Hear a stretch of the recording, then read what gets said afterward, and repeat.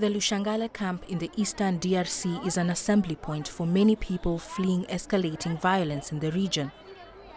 In this crowded camp on the outskirts of Goma, there seems to be a struggle for everything: space, survival, water, and the very few resources which are available. This daily and inhumane struggle has caught the attention of senior officials from the United Nations Office for the Coordination of Humanitarian Affairs, or OCHA, who have been visiting the camp to assess conditions. What I've seen is really a horrible situation.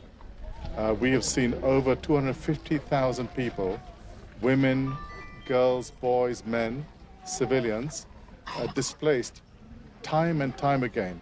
But these 250,000 people were displaced just recently in the last 1 month. This is an unprecedented number of people to be displaced in 30 days. And they've all fled here from the fighting. For many, it's not just a struggle for food or space.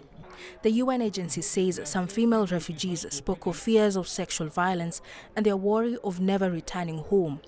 Ongoing violent clashes between rebel groups and the DRC army has displaced millions of innocent people, and many have died in the struggle.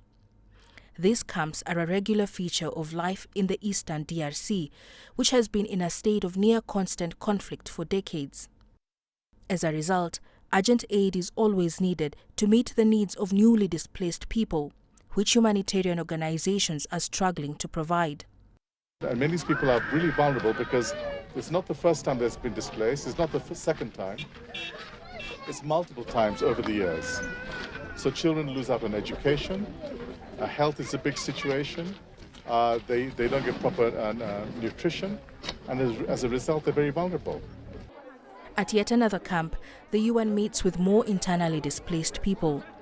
These IDPs talk of precarious living conditions in which access to food and other basic necessities is extremely limited.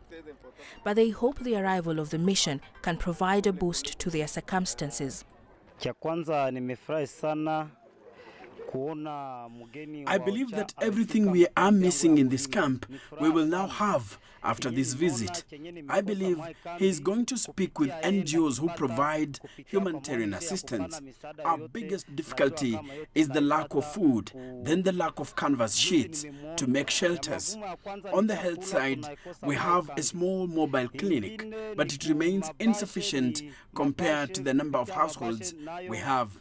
We call on the government to do everything possible to end the war so that we can return home. The DRC president says he's willing to meet his counterpart from neighboring Rwanda about finding a way to end the violence. Kinshasa claims Kigali is supporting the main rebel group fighting the army, the so-called M23 rebels. A claim Rwanda denies, but Paul Kagame says he's open to talks with the DRC leader. Caroline B., CGTN.